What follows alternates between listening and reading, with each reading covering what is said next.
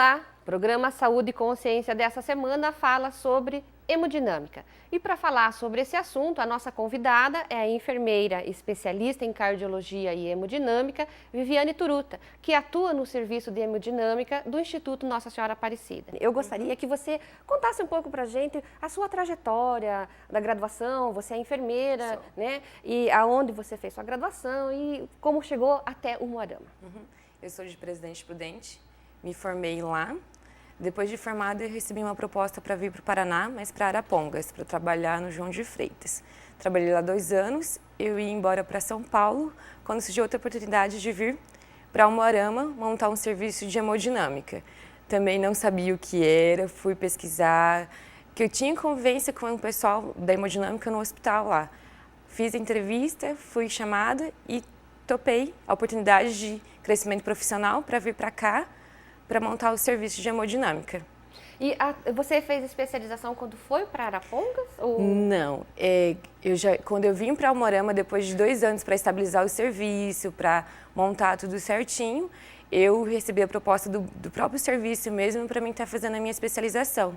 Então eu fui para São José do Rio Preto fazer, quando eu já estava aqui em Umuarama mesmo. Ah, tá. A tua graduação é em enfermagem? Em enfermagem. Qual escola? Na faculdade no Oeste. No Oeste em Presidente Prudente. E isso. A tua especialização em cardiologia e hemodinâmica? É na FAMEP, em São José do Rio Preto. FAMEP é faculdade? De Medicina e Enfermagem de lá. Ah, na Faculdade de Medicina e Enfermagem Isso. de lá.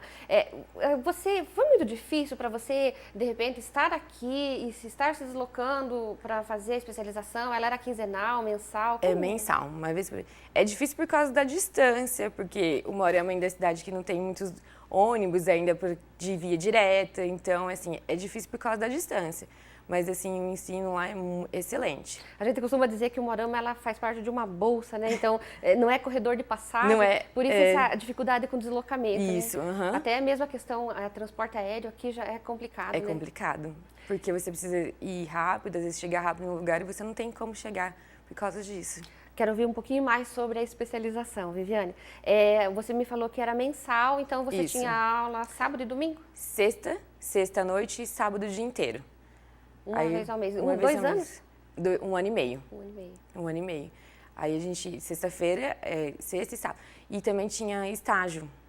Como eu sou daqui, que eu tinha que chegar mais cedo, então eu conseguia fazer os estágios no período da tarde, na sexta-feira à tarde, que eu conversei com a coordenação do curso e a gente deixava a parte de hemodinâmica, para mim até conhecer os outros serviços, como que é a rotina, tudo certinho. Você fazia em todos os módulos que você foi uma vez ao mês, antes você fazia o estágio? Quando eram os estágios obrigatórios, eu fui frequentemente, né, para poder conhecer a rotina do serviço, tudo certinho. E aí eram grupos ou vocês iam... Era porque como eu a única do Paraná, da minha turma, então eu conseguia. E porque aí o pessoal que morava perto, que morava na cidade, eles reuniam, faziam de final de semana, né? Eu fiz sozinho o meu estágio por causa de morar no Paraná. E colheu frutos em relação Com certeza. a essa especialização. Acho que valeu a pena. Vale a pena. Vale a pena. O esforço vale a pena. Porque deslocamento, cansaço, porque é uma noite toda viajando. É uma noite toda viajando. E você sai daqui, eu saí daqui 2 horas da manhã, chegava lá 1 hora da tarde. É bastante complicado, né? Cansativo. É cansativo. Em relação ao curso, ele era específico para enfermeiros ou ele era multiprofissional? Não, ele é multiprofissional. A todos os enfermeiros, a maioria da sala era enfermeiro, que estava fazendo junto comigo, na minha sala. Você acha que tem mercado de trabalho para enfermeiro especialista em cardiologia? Tem, um mercado muito grande. É uma área que está crescendo bastante, a cada dia que passa está crescendo bastante, por causa das doenças cardiovasculares. Então, é um serviço que está crescendo bastante, que o pessoal está aprendendo agora sobre isso, sobre o serviço de hemodinâmica. O que é uma hemodinâmica? O que a hemodinâmica em si faz. Em termos de serviços, não precisa ser precisa, né? Mas assim, do que você tem conhecimento, no estado do Paraná a gente tem, aonde? Maringá, Londrina? Maringá, Londrina, Curitiba, Arapongas. Londrina, eu sei que eles vão abrir. Em Londrina a gente tem 2 serviços que faz parte do mesmo grupo que o nosso, que é no Hospital Evangélico e na Santa Casa. E tem Apucarana também abriu um serviço também de hemodinâmica. Então, vai concentrando. Toda a região do Paraná tem um serviço de hemodinâmica. Cascavel e Foz do Iguaçu também Cascavel, tem, Foz do Iguaçu, Toledo tem 2 serviços. Nossa, são vários serviços, São vários então. serviços de hemodinâmica. Imaginava que eram 3, 4 de referência. Não, tem cidade que tem cidade 2, 3 serviços. Cascavel tem 2 serviços, Toledo tem 2. Nós aqui em Moarama temos 2 serviços de hemodinâmica também. Os 2 ali dentro do Instituto Nossa Senhora? Não, um no Instituto Nossa Senhora e um no Hospital Semil. Ah, então estão com 2 serviços. 2 serviços de hemodinâmica. E a abordagem, a questão de acessibilidade ao paciente, tanto SUS como particular, como conveniado, é possível? Ou os serviços só atendem particular? Não, é possível. Lá no Instituto Nossa Senhora Aparecida, somos credenciados a atender pelo SUS. Aí, SUS, particular, convênio, nós atendemos todos os tipos. Lá no E aí vocês Instituto. atendem o Moarama e região? O Moarama e região. O CISA, a abordagem do CISA também? Não. A abordagem do CISA também. É assim, quando o paciente vou explicar, assim, plantão, interna no Semil, ou o Semil tem no serviço, mas ele não é credenciado para fazer o serviço pelo SUS. Interna o paciente lá, o plantonista avalia, passa para o cardiologista fala assim, é um IAM, eu preciso do cateterismo urgente. Então, ele já cadastra na central de leitos, a central de leitos, que é de Maringá, já entra em contato com o Instituto Nossa Senhora Aparecida, que nós somos referência no Noroeste do Paraná, entra em contato já com a gente e a gente já pega, assim, como a gente diz, puxa o paciente para nós, já para poder realizar o procedimento. Tanto no Norospar como o Semil são feitos desse jeito. Quando é plantando Nossa Senhora Aparecida, que já chega um infarto, já é atendido de imediato. Acredito que os serviços, agora com essa política de regulação no Brasil inteiro, funcionam semelhante ao que você colocou agora, né? Isso.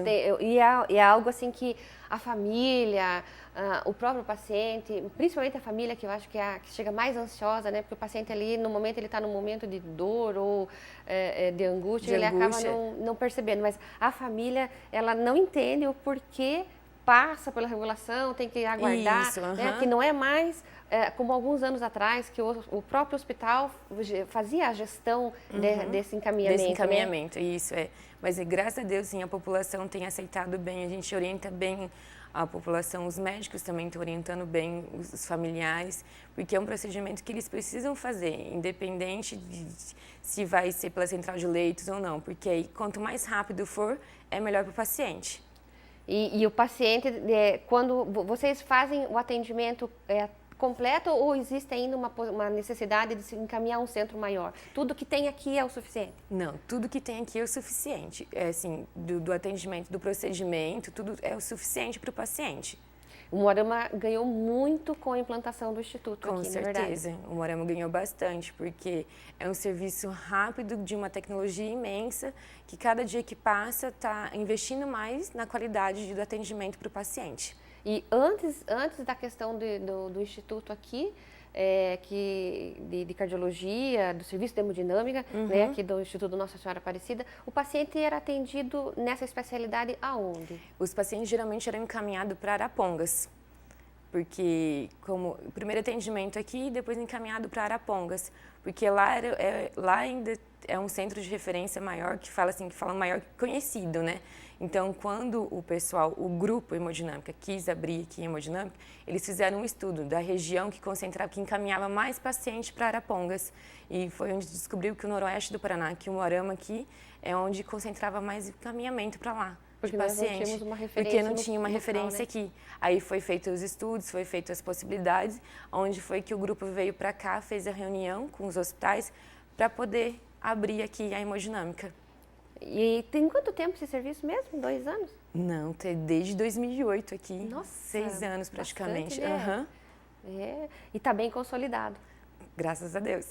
Vamos voltar um pouquinho novamente para a sua especialização, né, que ainda é um pouco desconhecido nessa região. Né? Então, é importante a gente colocar que a especialização em cardiologia e hemodinâmica, ela pode ser multiprofissional, ela pode congregar vários profissionais. Eu acho até que atende aquela questão que o MEC trabalha muito em cima de intersetorialidade, de integralidade, né? Com certeza. De você congregar vários profissionais para que eles tenham conhecimentos diferentes, porém sigam os mesmos princípios. É bom porque todo mundo tem conhecimento em si, porque não adianta só eu enfermagem como enfermeira, e eu passar para o fisioterapeuta, tem que tomar cuidado com isso, e ele não saber em questão o que está acontecendo com o paciente. Então, a integralidade de todos é excelente para o paciente. Estou muito curiosa em saber preço dessa especialização, Viviane, porque a gente escuta muito o egresso, o profissional, falar dessa dificuldade financeira, dessa discrepância que existe entre as mensalidades de várias cidades e regiões. Por exemplo, eu conheço especializações que estão em torno de 600, 700 reais, né? Não aqui em Umuarama. E conheço especializações que estão assim, me falam 180, 200, eu fico pensando assim, como é que eu mantenho um curso nesse custo, né? Não, lá é em torno de 350 na verdade, eu paguei 350 a 400. Eu não sei quanto que está agora esse ano, mas eu acho que é o mesmo valor, porque eu tenho um enfermeiro de Arapongas também que está fazendo lá. É o mesmo valor, não muda muito. E você estava conversando comigo agora há pouco, você ainda teve a vantagem que o grupo, né? O grupo que eu trabalho, que é da Hemodinâmica do Instituto, eles investem no funcionário, tanto para mim como enfermeiro, como para os técnicos de enfermagem. Então, foram eles que bancaram, assim, a minha pós, só a pós. O meu deslocamento, refeição, essas coisas ficou por minha conta. Então, não sai muito pesado para mim. Ficou uma contrapartida, ficou, né? Isso, ficou favorável para mim, para poder dar continuidade no meu estudo, né? Existe uma exigência do conselho de classe quanto a se ter um enfermeiro nesse serviço, como acontece em UTIs, agora está em centro cirúrgico também, né? E outras unidades, tá? E, segundo, além disso, é necessário, o Conselho coloca essa questão de ter especialização nessa área ou é só para UTI? Como que está funcionando isso? Não, o Conselho exige realmente um enfermeiro para trabalhar no setor de hemodinâmica que realmente ele tenha especialidade. Pode ser, porque aqui no Paraná se tem muita especialidade só de cardiologia. Pode ser na cardiologia e hemodinâmica e cardiologia, que abrange as duas áreas. Porque a cardiologia abrange muito grande, porque envolve também cirurgia cardíaca, pós e pré-operatório de cirurgia cardíaca, os cuidados em si com todos os pacientes da área de cardiologia. Você tem vivência de outras cidades, né? Você já passou por Arapongas, fez especialização em São Paulo? São José do Rio Preto. São José do Rio Preto, né? Rio Preto, Como é a questão que você teve a oportunidade de ver? UTI, serviço de hemodinâmica, atuam só enfermeiros? É uma equipe na área de enfermagem? É uma equipe que tem o técnico e tem o auxiliar? Como que está essa questão? Arapongas, na UTI lá, quando eu saí de lá, eles já tinham implantado só trabalhar em enfermeiros. Só enfermeiros, não tem mais técnicos de enfermagem trabalhando em UTI. Principalmente na UTI de pós-operatório de cirurgia cardíaca. Viviane, isso é uma iniciativa do serviço, da instituição, é uma cobrança do conselho? Também existe uma cobrança do conselho, porque como são pacientes delicados, exige mais cuidados, então a especialidade em si e do hospital também, quando eu saí de lá, que é para eles, para o hospital em si, para a melhoria da qualidade também de atendimento ali. Não que o técnico de enfermagem não seja capaz, mais complexidade mesmo, para estar todo mundo numa linguagem só. E eles fazem de tudo, dos serviços de cuidados do paciente integral, o enfermeiro. Eu conheci um serviço há muitos anos atrás, não vou falar quantos anos, senão eu vou ter que contar a minha idade, né? Mas o serviço de TMO, não sei se você conheceu já, o transplante de medula óssea em Curitiba, há cerca de 20 anos atrás, mais ou menos, já eram só enfermeiros. E para cada paciente, um enfermeiro. A TMO trabalhava nessa complexidade de serviço. Neles eu sei que acho que a cada 3 pacientes ou 2 pacientes, um enfermeiro. Isso é bastante importante na questão não na só hemodinâmica da lá, né? como também na hemodinâmica lá, eu sei que tem 2 enfermeiros que trabalham lá, porque lá é um pouquinho maior, são 2 máquinas, então aí, assim, aqui, como ainda é uma máquina, sou eu que trabalho. E que você tem conhecimento, que nós também estávamos conversando antes, que eu também não sabia, é você e a enfermeira Andréia. A Andréia da UTI também. A Andréia da UTI do Instituto Nossa Senhora também. Ela também tem essa especialidade de hemodinâmica e cardiologia. Bacana. Agora vamos lá. O que é hemodinâmica? O que o enfermeiro faz nesse serviço? A hemodinâmica, assim, é um lugar onde tem o estudo, que a gente fala assim, que é hemo, que é sangue, e dinâmica é a dinâmica. Então, é o estudo dos vasos, tanto do coração, do corpo inteiro, que a gente fala. A gente recebe paciente para fazer exame de cateterismo cardíaco, arteriografia, que a arteriografia renal, carótidas, de membro inferior, de membro superior, que é a parte do vascular, que faz também, que atende, que muita gente não sabe também, que vascular também tem essa parte de exame diagnóstico. E a parte de procedimento terapêutico, que é onde a gente faz também, de carótida, de coração, de coronário. É bastante. Daquele primeiro atendimento ali, quando vocês recebem o paciente, vocês recebem e vão para fazer o primeiro atendimento dele, o primeiro exame dele vai ser... O cateterismo cardíaco, que ele é diagnóstico. Depende muito da indicação do médico, porque, assim, fora os cardiologistas, os neurologistas encaminham bastante paciente para fazer investigação de aneurisma, de obstrução de carótida por causa para indicação de AVC, essas coisas assim. Aí a gente passa pelo menos pelos médicos especialistas, eles indicam o procedimento, a gente vai lá, marca, né, e faz o primeiro atendimento do paciente.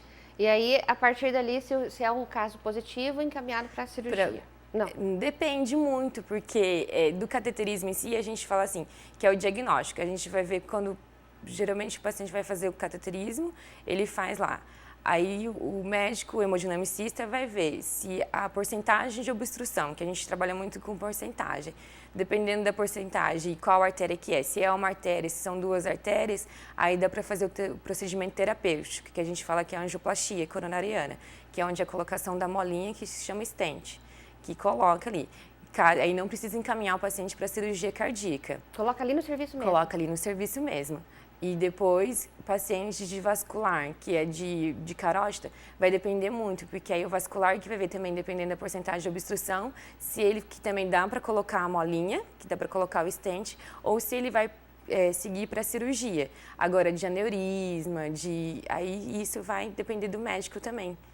E para colocar o stent, que o paciente não entende o que é, né? E agora você falou molinha, ficou bem claro. É molinha, né? A gente fala uma molinha. Né? O serviço SUS também atende. Então, o paciente SUS, ele tem esses mesmos direitos. Tem os mesmos direitos, os mesmos acessos. Não tem diferenciação nenhuma entre SUS ou particular ou convênio. Todos têm o mesmo atendimento. Alguns preparos e cuidados. Para fazer o eletrocardiograma, que faz ali, né? O paciente precisa de algum preparo? Do eletro não precisa de preparo, a gente só... o paciente vai lá, a gente faz o eletro tudinho para ver se tem alteração ou não, a gente já encaminha para o doutor. Até paciente mesmo, porque o doutor também atende consultório. No consultório, às vezes, quando tem alteração de eletro, a gente já encaminha para ele já. Se for caso de internação, ele já interna o paciente para poder já providenciar o procedimento para o paciente fazer o cateterismo. E o que vai para o cateterismo precisa de algum preparo? Precisa preparo. A gente orienta o paciente sempre, porque a gente tem bastante paciente ambulatorial do SUS, que é o paciente que vem, faz o procedimento, fica 6 horas de repouso e vai embora no mesmo dia. Aí a gente tem os pacientes que é do infarto, que não tem como ter preparo, porque é uma emergência, que a gente tem que ter um atendimento rápido, e os pacientes internados, que também têm o preparo. O preparo a gente orienta assim, sempre o paciente ambulatorial. São 6 horas de jejum, se toma medicação de pressão, coração, que pode tomar com um pouquinho de água de manhã, porque toda vez que você fala para o paciente que vai fazer o procedimento, pode tomar o remédio ou não, que a pressão arterial vai subir, porque é um procedimento delicado. E também tem os pacientes de diabetes, renais crônicos, que a gente dá orientação. Diabetes, mellitus, com o paciente toma insulina, a gente orienta a tomar sempre a metade da dosagem. Quando toma metformina, a gente pede para parar um dia antes. E renal crônico, a gente tem a orientação de hidratar o paciente para não complicar mais, porque como a gente usa contraste, o contraste depois, pós-procedimento, pode, a gente fala assim, atacar ou prejudicar os renais crônicos. Existe, assim, bastante um mito grande em cima dessa questão de preparo, né? Porque, às vezes, o profissional médico chega e fala, olha, precisa de um preparo ou jejum. O paciente sempre fica naquele conflito. Esse jejum abrange não tomar água, abrange ficar sem jantar, né? O exame é no dia seguinte. Tem paciente que fica sem jantar, não janta, não toma água, nada, nem as medicações eles tomam. O paciente que fica muito tempo em jejum, que não janta, prejudica ele durante o procedimento, porque ele fica ansioso e é muito tempo de jejum, porque aí abaixa a glicemia, dá hipotensão durante o exame. E o paciente acaba confundindo por causa do exame. E acho que isso acaba confundindo que é por causa do exame, mas não é, que envolve nervosismo. tudo isso acaba envolvendo isso, porque às vezes o paciente está lá preparadinho, deitado, o doutor chega para fazer o exame, aí começa a passar mal. Aí a gente tem que preparar, estabilizar o paciente para dar continuidade ao procedimento. E em relação ao cateterismo usa contraste, né, que você falou. Em relação ao uso do contraste, ainda existe muita reação adversa e algum paciente alérgico? Ainda existe? Ou já houve uma melhoria nessa Houve uma melhoria bastante, mas ainda existe pacientes que não sabem, que nunca teve contato assim, que não sabem realmente que eles têm alergia ao iodo, porque o contraste é composto de iodo. Mas tem dois tipos de contraste, que tem o isosmolar, que a osmolaridade do iodo, a concentração dele é baixa. Então, para evitar esse tipo já de reação alérgica, né, com o paciente. Mas, assim, é muito difícil. Tem paciente realmente que não sabe, porque a gente faz uma questionário, né? A gente pergunta para o paciente se ele já teve contato com algum outro procedimento que tenha iodo, tomografia, raio-x, assim. E o paciente fala assim, não, Viviane, eu já tive, mas não deu reação nenhuma. Mas durante o procedimento acontecer reação alérgica. Isso também pode acontecer. Que o paciente tem, às vezes, a sensibilidade do primeiro procedimento, ele não ter reação e com contato novamente com o contraste, criar essa sensibilidade e ter no segundo procedimento ter a reação alérgica. Tem pacientes que já fez um cateterismo, 3 angioplastia, teve que fazer cateterismo de novo. Depois, no terceiro, quarto procedimento com contato com o iodo, teve reação alérgica, porque ele já ficou sensível ao iodo, ao contraste. Viviane, um dos critérios de exclusão para fazer o uso de contraste pode ser a alergia a alimentos a frutos do mar ou isso é lenda? Isso porque varia muito, porque tem paciente que fala assim, já li bastante coisa sobre isso, que é lenda, que não adianta a gente fazer esse comparativo, a gente perguntar para o paciente se já teve alergia a frutos do mar ou não. Porque tem paciente que fala que tem alergia, mas não tem nenhuma reação ao contraste. Mas, assim, vias de dúvidas, a gente sempre faz uma profilaxia antes. Se o paciente fala que tem, para não ter risco para o paciente também, e a gente faz uma profilaxia, que a gente já aplica o Fernergan antes para não dar essa reação. Ao grupo ali, a hemodinâmica ali, a gente já cria essa profilaxia, para não ter problema. Outra coisa que eu também ouvi nos corredores, né?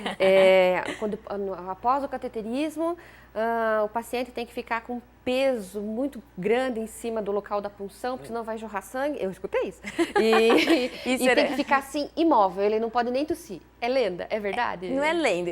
Antigamente, quando você vai aprendendo, você vai estudando sobre isso, porque antigamente mesmo eles usavam saco de areia para comprimir. É verdade? É verdade, eles usavam mesmo saco de areia para comprimir o local. Tanto é que quando eu, na minha pós São José do Rio Preto, eu vi lá na hemodinâmica saquinhos, porque tem paciente que, por mais que você oriente, por mais que você explique, eles são teimosos. Então, qualquer mexidinha, qualquer coisa pode, então, por isso que eles já colocam o saco de areia. Mas aqui no nosso serviço pode ficar tranquilo, que a gente não usa saco de areia. A gente faz a compressão, depois pós-procedimento, a gente faz a compressão de 20 minutos, que é para garantir mesmo que ocorra a coagulação, que não vai haver sangramento, mas a gente orienta sempre o paciente. Faz o curativo oclusivo, que o curativo tem que ficar 24 horas com esse curativo, e orienta o paciente pós o repouso de 6 horas. Em casa também, a gente dá toda essa orientação, que a gente orienta assim, 3 dias não forçar a perna, a não dirigir, depois de 24 horas você tira o curativo. É normal formar um carocinho por causa que é a cicatrização da pele, onde foi feita a punção. Mas saco de areia a gente não usa, pode ficar tranquilo. Ok. Bom, a gente teria aí assunto para vários programas, né, Viviane? Bastante. Mas o nosso tempo está acabando, né? Aliás, já acabou. A gente vai se despedir por aqui e fica aí a sua promessa, né? De a gente poder ir lá e fazer um programa no Instituto mesmo, né? Vendo o trabalho do grupo, né? Ok? Tudo bem. Obrigada pela sua presença. Obrigada. Nosso programa fica por aqui, nosso tempo acabou. Uma ótima semana. Até o próximo programa.